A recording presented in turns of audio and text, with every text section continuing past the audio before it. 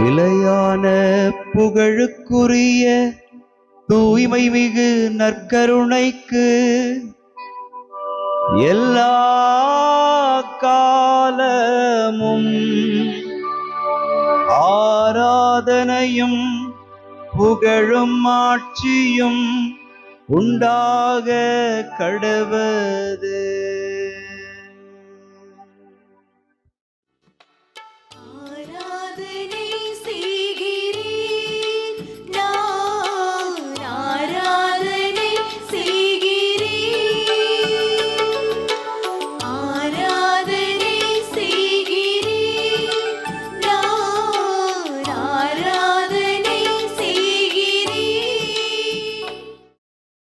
ஆண்டவருக்குள் பிரியமான சகோதர சகோதரிகளே, இன்று மே மாதம் 24ஆம் தேதி வெள்ளிக்கிழமை.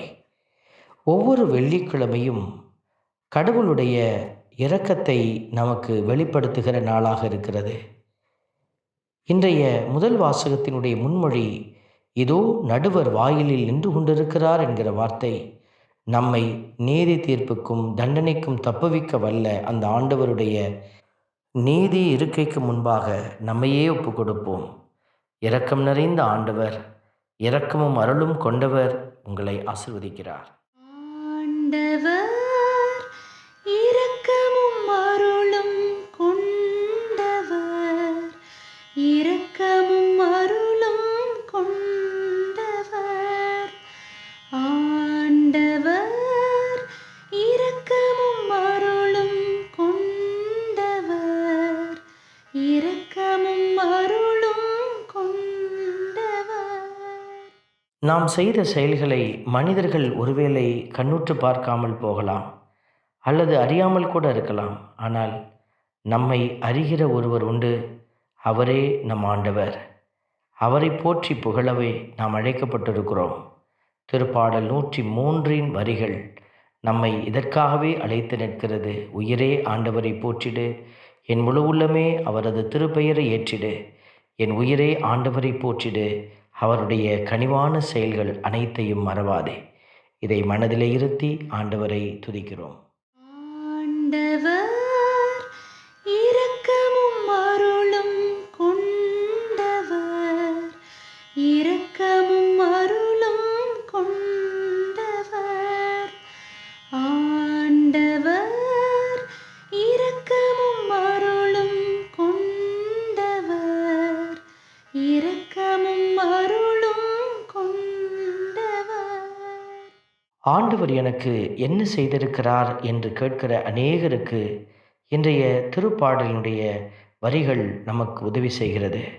அவர் குற்றங்களை மன்னிக்கிறார், நோய்களை குணமாக்குகிறார், படுகொலியிலிருந்து உயிரை மீட்கிறார், பேரன்பையும் இரக்கத்தையும் மணிமுடியாக சுட்டுகிறார் என்கிற இந்த வார்த்தைகள் எல்லாம் நம்மை நிறைவை நோக்கி அழைத்து செல்கிற அடையாளங்களாக இருப்பதை உணர்கிறோம். ஆகவே நாம் ஆண்டவரை புகழ்கிறோம். ஆண்டவர் இரக்கமும் அருளும் கொண்டவர், இரக்கமும் அருளும் கொண்டவர். ஆண்டவர் இரக்கமும் அருளும் கொண்டவர், இரக்கமும் அருளும் கொண்டவர். ஆண்டவர் எப்படிப்பட்டவராய் இருக்கிறார் என்கிறதை இந்த வரிகள் நமக்கு உணர்த்தி கொண்டே இருக்கிறது.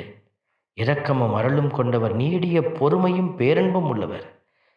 ஆண்டவர் நமக்காக நம்முடைய வாழ்விலே அவர் பேரன்போடு காத்திருக்கிறார் என்பதை பல்வேறு சூழல்களில் அவர் வெளிப்படுத்தி கொண்டே இருக்கிறார். கடந்து வந்த பாதைகளை எல்லாம் திரும்பி பார்க்கிற பொழுது அவருடைய கனிவான கரம் பொறுமையோடு நம்மை கையாண்டிருப்பதை நாம் பார்க்கிறோம். அதற்காகவே நாம் ஆண்டவரை புகழ அழைக்கப்படுகிறோம். ஆண்டவர் எப்படிப்பட்டவராய் இருக்கிறார் என்கிறதை இந்த வரிகள் நமக்கு உணர்த்தி கொண்டே இருக்கிறது. இரக்கமும் அருளும் கொண்டவர், நீடிய பொறுமையும் பேரன்பும் உள்ளவர். ஆண்டவர் நமக்காக நம்முடைய வாழ்விலே அவர் பேரன்போடு காத்திருக்கிறார் என்பதை பல்வேறு சூழல்களில் அவர் வெளிப்படுத்தி கொண்டே இருக்கிறார். கடந்து வந்த பாதைகளை எல்லாம் திரும்பி பார்க்கிற பொழுது அவருடைய கனிவான கரம் பொறுமையோடு நம்மை கையாண்டிருப்பதை நாம் பார்க்கிறோம். அதற்காகவே நாம் ஆண்டவரை புகழ அழைக்கப்படுகிறோம். அன்பின் பரமபிதாவே, நன்றியோடு உம்மை துதிக்கிறோம், உம்மை ஸ்தோத்தரிக்கிறோம், உம்மை ஆராதிக்கிறோம், நன்றி செலுத்துகிறோம். ஆண்டவரே, மேற்கிலிருந்து கிழக்கு எத்துணை தொலைவில் உள்ளதோ அத்துணை தொலைவிற்கு நம் குற்றங்களை நம்மிடமிருந்து அவர் அகற்றுகிறார் என்கிற வார்த்தையின்படியாக குற்றம் குறைகளிலிருந்து விடுவிக்கப்பட்ட பிள்ளைகளாக உம்மை தூய்மையான உள்ளத்தோடு அன்பு செய்து நாங்கள் உமக்கு ஊழியம் செய்கிற சாட்சியாய் இருக்க கிருபை செய்யும். ஆண்டவர் அருளும் இரக்கமும் கொண்டவர் என்பதை பாடி புகழ்ந்திருக்கிற நாங்கள் இதோ இந்த நடுவருக்கு முன்பாக நிற்கிற பொழுது ஆண்டவரே உம்மிடமிருந்து இரக்கத்தை பெற்றுக்கொள்ள எங்களுக்கு உதவி செய்யும். உம்முடைய பேரிரக்கத்திலே எங்களை ஒப்பு கொடுத்து ஜெபிக்கிறோம். ஜெபம் கேளும் எங்கள் நல்ல பிதாவே, ஆமென். எல்லாம் வல்ல இறைவன் தந்தை, மகன், தூய ஆவியார் உங்களையும் உங்கள் குடும்பத்தையும் நிறைவாய் ஆசீர்வதிப்பாராக. ஆமென்.